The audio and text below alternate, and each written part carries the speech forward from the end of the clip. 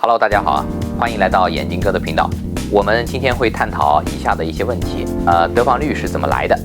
世界上有多少个国家有计算得房率和公摊的面积？各类型的住宅的得房率呢，大概是多少范围？开发商呢，是不是要赚公摊面积的钱？公摊面积的造价是不是很贵？偷面积偷的是谁的面积？最后呢，我们要来谈一下如何选择比较高的得房率的房产。不知道有多少小伙伴有海外买房子的经验。首先呢，我们就拿最近的泰国的公寓来看一看哈。大家有没有看到过泰国的一些卖房子的广告？比如说，广告上经常会写着30平方米一房一厅，50平方米呢可以是2房1厅，那么到了70平方米2室3房就更多了。怎么这个萨瓦迪卡这个地方卖房子这么客气的？这么小的面积怎么会做到这么多个房间？房型的图上看看，确实面积也不小。那会不会是骗子呢？那么所以说，没有比较也没有伤害，因为在泰国买房子是没有得房率这一说的，你买到手的都是净的套内的面积，不会包括公摊的面积。所以呢，你看到的面积特别小，但是觉得房型又特别的大。我们再来看看国内买房，大家的经验肯定比我多的去了。就是说，你买100平方米的房子，可能产证上就写着100平方米，但是事实上呢，家里的套内面积呢是75%，就是75平方米。也就是说，你这个房子的得房率呢就是75%。其实您可以用的是房子里的套内的使用面积，或者说是套内面积，就是75个平方。这只是举个例子。那么如果有了得房率，那么也就会需要有一个相应的公摊面积的概念。得房是你得到套内面积的一个效率，那么公摊面积呢，就是你不能单独占用使用，是公共的空间。那么根据你的房子套内面积的大小和比例，摊到你这一部分你应该去承担的面积，它是算在房价和房屋计算的销售面积里边的。那么这些面积呢，一般要包括疏散楼梯、电梯啊、管道井、大楼的门厅啊等等。那么在世界上有多少个国家买房子是要有公摊面积和得房率这一说的呢？大家猜一猜，有没有50个、40个、30个、20个、10个？告诉大家，全世界呢，只有中国是有得房率和公摊面积这一说的。大家是不是特别能感受到我们国家的制度的独特优越性呢？下面我们来聊一下这个公摊面积和得房率是谁发明的。既然这么独特的发明呢，到底是谁想出来的呢？据说首先是香港的房地产商开始想出来这个东西的，因为当时呢1952年的时候呢，香港要促进当地房地产的发展，希望把房子卖得快一点，因为整栋的卖房子卖不动，所以呢就把大栋里边的户型拆成了小户来卖。为了把公共部分的面积也算进去，那么所以就想出了一个公摊面积。当然呢，当时是有一定的合理性的，比如说刚才我们之前说的，大的房子呢你就多摊一点，小的房子呢就少摊一点，是吧？听起来也是比较合理的。那么大陆引入这个公摊面积呢，是改革开放之后，也是房改之后，是1995年才引进的。那么把得房率和公摊面积的这个事也写入了建设部商品房销售面积计算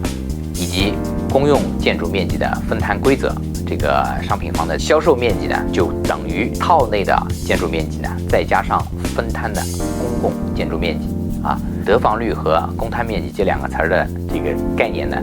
其实没有多少年，总共也就是20多年吧。香港的这个得房率和公摊面积呢被诟病太多了，所以呢，2013年的时候，香港也已经取消了公摊面积和得房率的这么一个计算的概念，开始用净的套内面积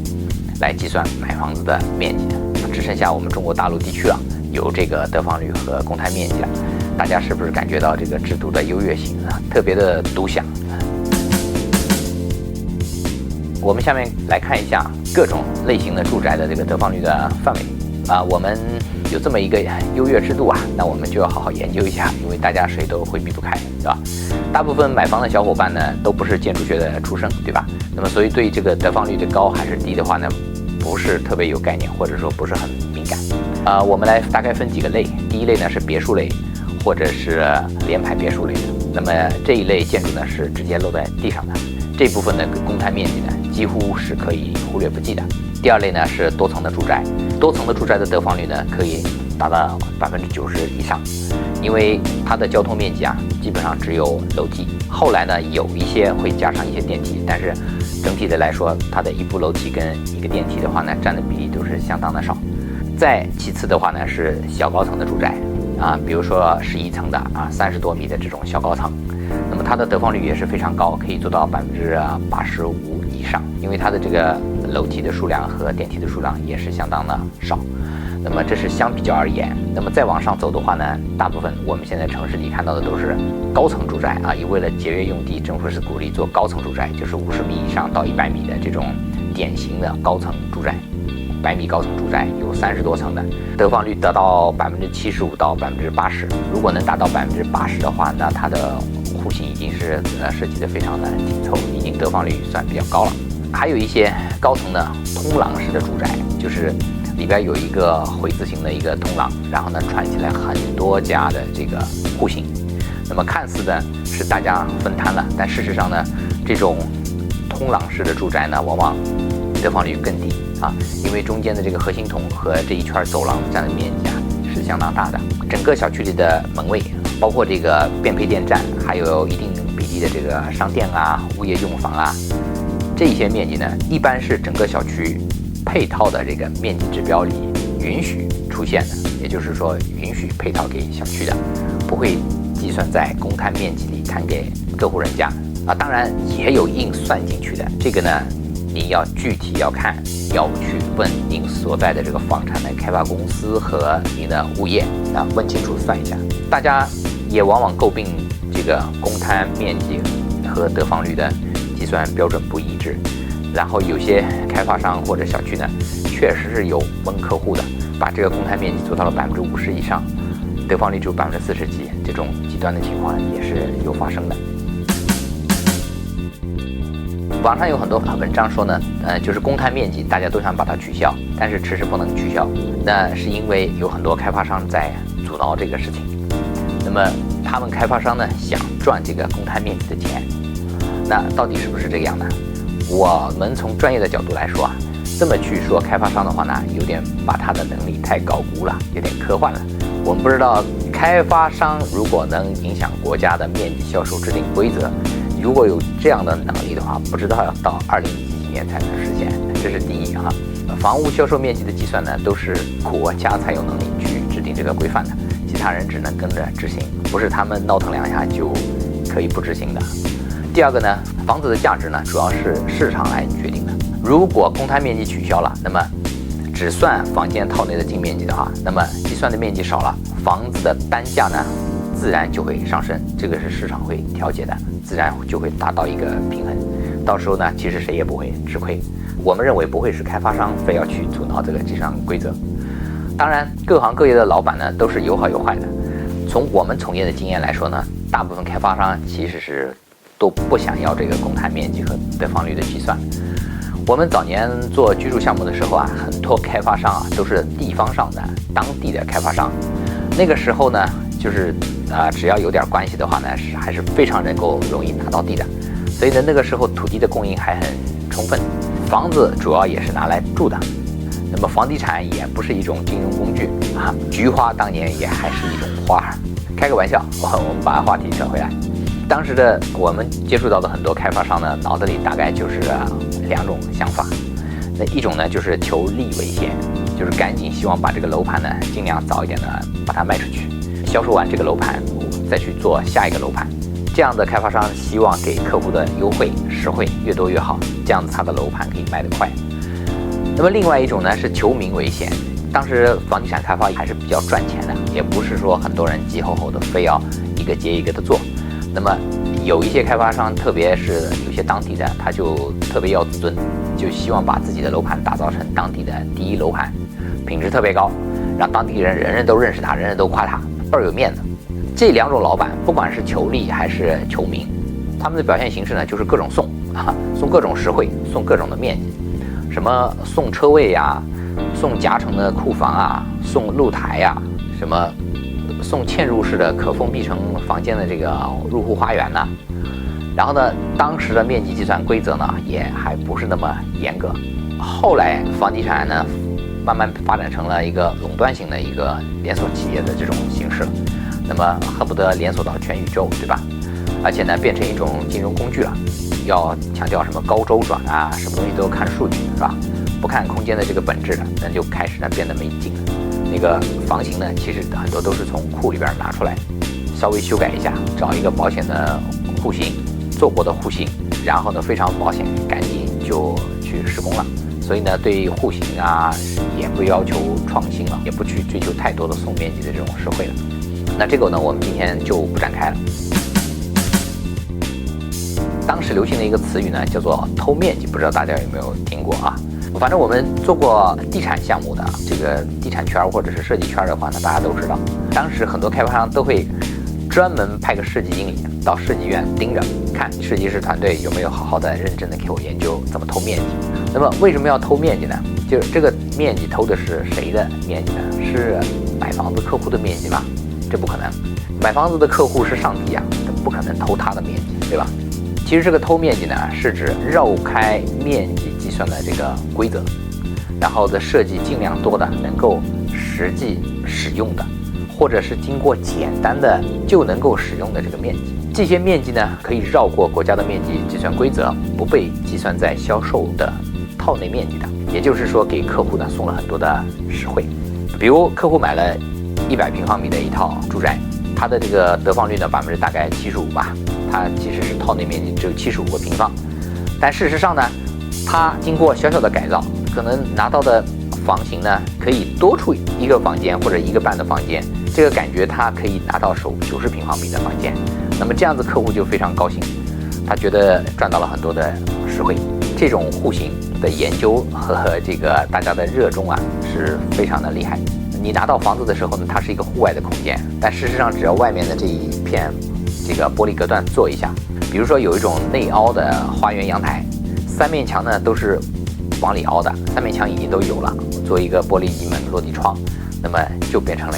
多了一个房间。有段时间呢，这样子的户型非常的流行。还有呢是一些 loft 的房型，早期的呢有一些 loft 的房型对这个空间的高度限制啊也不是那么严格，所以呢空间其实很高的，什么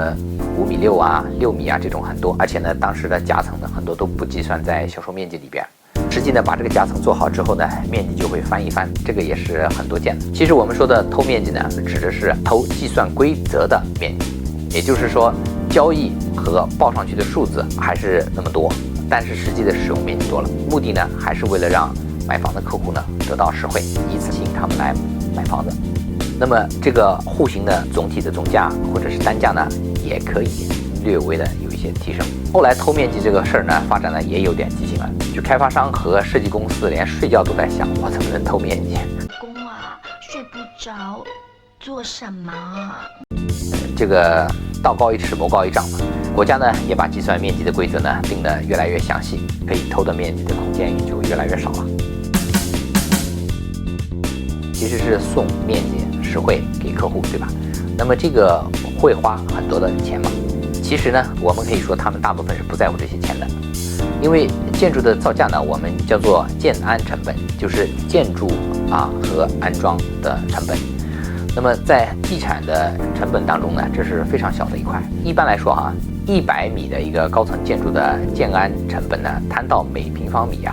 就是楼体的部分，大概也就是2000多元每平方米左右。就算是地下室贵一些，也就是在3000多元吧。如果整个小区把地下室、绿化、景观、市政配套、配电这些费用全部算在一起，通通的摊到这个销售的面积里面去呢，其实毛坯房的造价怎么算都过不了5000块钱一个平方米的。那么跟房子的销售价格来比较的话呢，是非常小的一部分。其实大家都可以从全国的总体的数据来看，建设的成本呢，大概是占到房产的这个售价的1/4多的这么一个比例。一般呢，全国的一线城市的房价呢，大概都是在5、6万每平方米以上，对吧？这是北上广深这些一线大城市的这个核心区的房子的售价呢，一般都是以10几万一平方米起。在这些城市的话，一栋楼的这个建设成本掐在一起的话呢，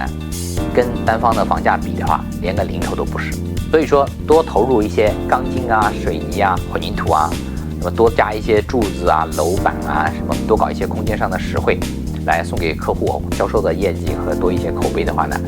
其实这些投入啊，大部分开发商眼皮眨都不眨的。房地产当中啊，占据超过50%的这个费用是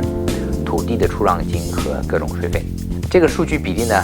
比我说的其实还要高。大家可以去看官方的数据，这个都是可以查得到的。大家有兴趣的话，可以去查一下官方的一些数据报表。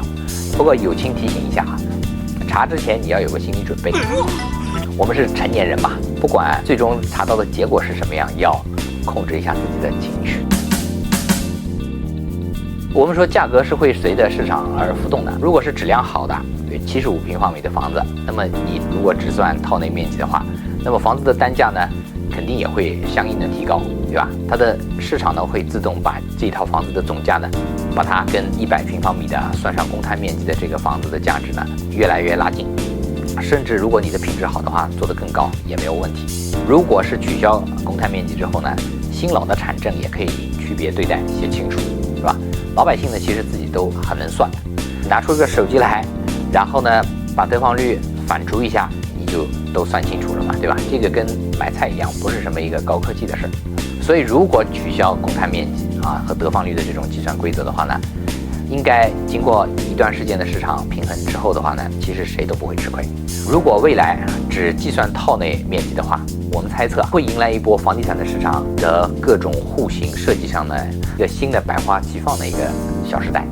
因为那些公共交通和疏散面积呢，只要满足规范的要求，开发商想怎么设计就怎么设计，不用太过担心得房率和公摊面积会不会在客户的心里形成一种非常计较的这种心态。比如说往小的地方想，至少呢核心筒可以做得比较宽敞明亮，让人呢整个从入户到进电梯厅再到回到家门的感觉呢变得更加好。往大的想的话呢，可能有一些开发商会把这个公共的部分的话呢，多设计一些开放的平台，那么几个邻居呢可以在这里碰碰面、喝喝茶、休息一下，是吧？就像以前四合院的院子一样。这些面积的话呢，是大家可以公共享用的，确实可以用的，但是又不算在自己的套内面积，那肯定买房的人会觉得没有占据到我自己的套内的这个面积，应该是非常的划算。当然呢，如果放开了这个公摊面积，国家的这个监管起来呢，可能会有一些不适应，但事实上也没有太多的复杂，就是多张表格，把这个公摊部分的面积是多少，把它单独再填清楚就行了嘛。比如说，老王，明明你卖给人家的是100平方米的户型，怎么人家现在拿到手的话可以用150平方米啊？来，把这个事儿登记清楚一些，哪些是你卖钱的面积，哪些是你送的面积，是吧？其实呢，我们国家的这个地块的建设上面还有一个容积率在管的，我们怎么去选择最有得房率、性价比的房产呢？下面我们通过多年设计的经验和思路，跟大家分享一下如何去选择性价比比较高的房产。OK， 首先我们来看，在北上广深这样子的大城市，大部分的人呢买房子遇到的都是100米的高层住宅，100米高层的住宅的疏散楼梯啊、电梯的数量呢，其实都是规范已经都规定好了的。一栋单元的这个住宅的核心筒呢，差不多都要占到大概将近60个平方米，不会有太多的这个差距。如果这样的话，我们是不是没有什么事情可以做了呢？也不是。下面呢，我们跟大家分享几招实用的。我们说这些策略呢分几个类型哈。第一类是从计算的角度，首先呢，您要从买房子的时候，最好是用套内面积去计算单价。您在比较几套房型的性价比的时候，您要用这个房子的总价去除以您这套房子实际套内的面积，这样出来这个单价呢更加有参考意义，而不是用房子的总价除以外面报价报的这套面积的这个产证上的这个总面积，因为那里边包括了公摊面积，那公摊面积你不能用，对吧？而且有大有小。第二个呢，就是要查一下您这套房子的实际的这个图纸和得房率的计算，对不对？房子呢，对一般家庭来说是一个最大的大件了吧？所以买房子的时候呢，您别忘了去问一下你的物业公司，要一下图纸，然后自己去算一下。如果物业没有充分的资料，业主呢凭着您自己的产证的证件，您是有权去当地的建设局调档案的。那第二类呢，我们要判断一下楼栋的类型。第一，小高层肯定是得房率上面要优于高层的，是吧？刚才我们说过，各种住宅的疏散楼梯啊、电梯啊都是规定好的，所以呢，这个公摊面积其实也是相对比较固定的。一栋高层的住宅的单元的核心筒呢，差不多都会占到将近60平方米。如果是跟一个楼梯、一个电梯或者一个楼梯2个电梯的小高层来比的话呢，小高层的得房率肯定是要高不少的。但是大部分的城市呢，为了节约利用土地啊，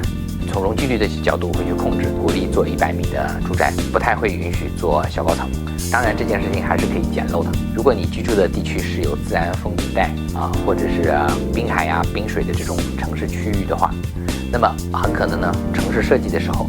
就会把前排的建筑呢要求降低高度，留出景观和这个视线的一个层次和通道，住宅的高度就会受到限制。所以呢，您可以有目的的去寻找这样子的一个区域和楼盘，它的高度比较矮一些啊，可能会有很多的小高层的户型出现。第二种类型呢，就是层数不高的大平层，大平层的得房率也是非常高，本身的户型面积就大，然后呢，在楼层不高的情况下的话，交通盒子占的面积也是非常的小，而且呢，大平层自己内部的话呢，又没有户内的楼梯，所以的话呢，性价比其实是非常高的。第三种类型呢，就是别墅和联排，这种类型的话呢，都是我们很多中国人心中的一种情节，感觉这别墅跟联排呢，就是3天产地，很多人就觉得终于可以自己在家里的院子里种菜。我也不知道为什么这么多人有喜欢种菜的爱好和乐趣，可能是感觉种菜的话就有一种事业成功啊、功成身退的感觉吧，或者种菜特别能让人感受到有一种财富自由的感觉。别墅和联排的得房率呢，当然是最高的。不过这种住宅类型呢，自己内部的楼梯占的面积其实是相当大，而且是每层都有的。实用性的话呢，其实也是要打个问号的。当然呢，如果是别墅和联排的话呢，这种类型本身就比较特别，它不完全是用使用的面积的性价比去考量的。好，下面呢，我们更多从户型的角度去看。第一个呢，就是多几个邻居去分担。您要选择的这个房型所在这个楼栋要注意，如果是1梯2户的人家，你们只有2户人家去分担这个公摊面积，那么公摊面积当然就大了。那么如果您所选择的这一栋楼栋是1梯3户或者是1梯4户的话，那么就有更多的人家去分摊这个公摊面积，那么你的得房率肯定就高了，对吧？第二呢，是小门厅好于大门厅。我们建议您选择的这个楼栋呢，1层的门厅呢，千万不用太大，只要整洁干净就行了，因为它就是一个回家的一个过厅。有些楼栋会有一个非常气派的豪华的一个门厅，那么这个厅的公摊面积就得大家用血汗钱来换啦。我们以前的小区有一栋楼王，那个门厅非常的大，可以在里边打羽毛球。这个楼栋呢，虽然说是1梯4户的，有很多人来分摊，但是它的公摊面积还是相当的大，得房率低嘛。那么第三呢，就是您选择的这个住宅户型呢，最好是有越多的阳台或者越多的飘窗越好，因为不封闭的阳台呢，面积只会计算1半。但是我们国内的这个习惯呢，会把不封闭的阳台呢买好了之后把它封闭起来。一般的物业和房屋管理的部门呢，对这个事情也是默许的，允许你把它封起来。所以呢，就等于说你有越多的阳台，你就是可以把越多的1/2的面积变成是1:1的实地面积。飘窗它是不计算在套内面积里边的，但是呢，飘窗实际的面积还真不小。很多的卧室的这个飘窗呢，伸出去大概有将近1米，然后呢，宽度有2米多。那所以事实上你可以得到2个多平方米。那每一个房间都得到2个多平方米的这样的面积的话，还是相当的划算，对吧？最后呢，我们要说，大家一定要抱着一颗简陋的初心。房产上呢，是大家稍微补一些功课的话呢，其实还是可以很有目的的去简陋的，这个概率还是非常的高，不完全是碰运气。那我就放心了。我们说早年的一些户型呢，由于面积计算规则上面还比较松，有些户型呢就是偷了，或者是说被赠送了很多的这个面积，这些面积呢没有写进这个房产证里边。从房产证的这个图纸来看的话呢，是完全认可的。比如说地下室有一种户型呢，它在1层，它的楼梯往下走的话呢，有好几间房间在这个地下室。其实呢，这个地下室不是车库的那个标高，它是利用了地下室的这个层高比较高，中间有一个夹层的这个空间来做的一个地下室的一个空间。这种户型就非常的划算，而且现在的城市呢，排水都做得很好，所以呢，你也不用太过担心，觉得是1层楼或者是地下室特别潮湿。现在有一些新的楼盘还有这样的送地下室了。还有一种呢，就是我们之前提到的内凹的花园大阳台了。有些户型的话呢，实际往里面凹了有3米左右的空间，完全它就是一个房间。那么还有一种呢是楼顶的夹层，有些顶层的这个坡屋顶下面的这个夹层的空间呢也是相当高，而且当年呢不少这些面积呢没有计算到船这里面。但是如果您自己做好保温隔热的话，这上面的空间是很大，也都是完全可以利用的。还有呢是一些超过一般层高的 loft 的空间。这个我们也说了，早年的时候呢，有很多的loft 的户型的层高没有被限得很死，所以会得到很高的层高。所以这个夹层一做完了之后的话呢，可以得到2层正常层高的这个居住空间。那么等于说您的面积几乎翻了1倍。等到后来的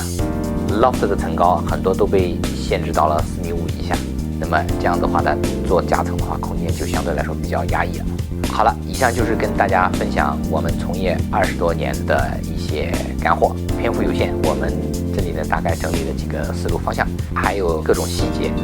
需要看具体的情况而言，不能在这里一一展开了。如果真的有需要的话呢，可以在留言区留言。